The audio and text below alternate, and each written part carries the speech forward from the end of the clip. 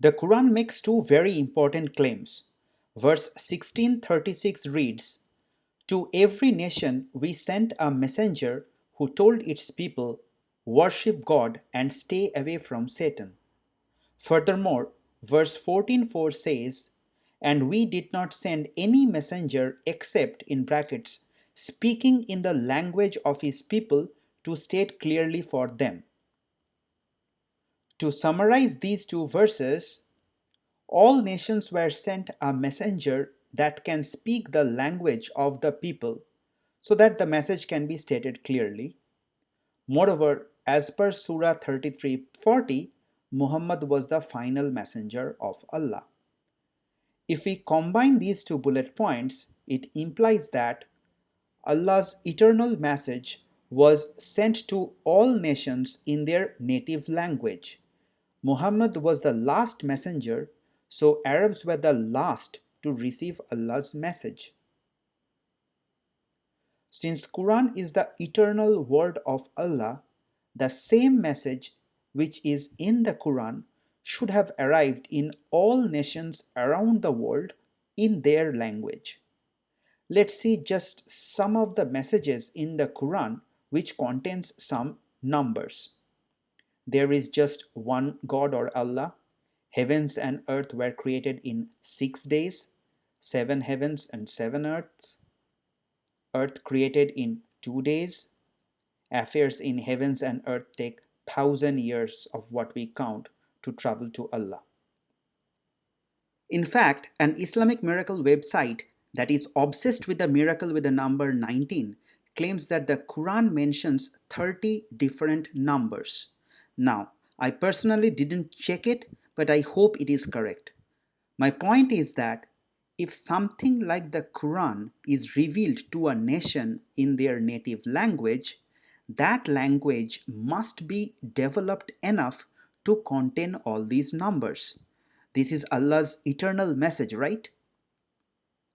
Let's go to the Amazon rainforest and know about the Piraha people.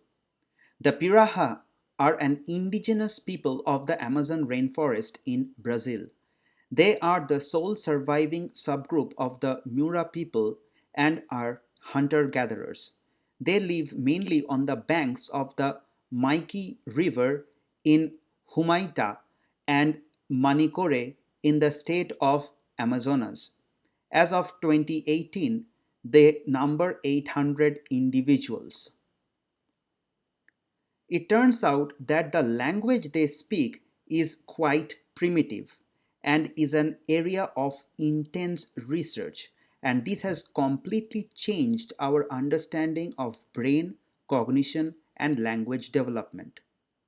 I am going to read this article from MIT's website. MIT-led team finds language without numbers. Amazonian tribe has no word to express one other numbers. Let's read the article.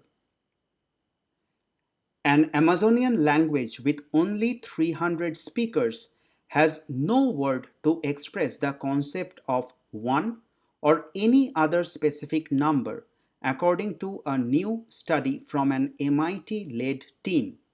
The team, led by MIT professor of brain and cognitive sciences Edward Gibson, found that members of the Piraha tribe in remote northwestern Brazil use language to express relative quantities such as some and more, but not precise numbers.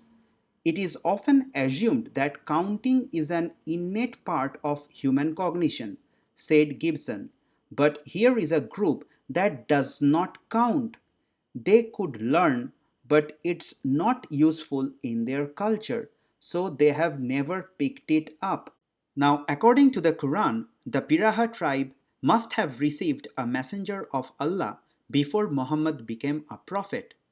So my question is, how did Allah's messenger to the Piraha tribe communicate all these numbers and so many other numbers appearing in Allah's eternal book if the language itself is so primitive that it does not even have numbers? Even the concept of Tawheed or one God is extremely challenging here since one in Piraha language implies few. Moreover, Muslims talk about the linguistic miracle and the literary eloquence of the Quran, but forget the basic fact that the language in which it was written, which in this case is classical Arabic, was evolved enough to have such a rich poetry and complex linguistics. Not all languages in all corners of the world had or have such a rich vocabulary. In fact, research shows that even simple conjunctions like and most likely do not exist in the Piraha language. Therefore, if Allah wanted to convey a simple message like heavens and earth were joined together, it would be nearly impossible in the Piraha language. Therefore, this innocent Piraha tribe has completely debunked the Quran.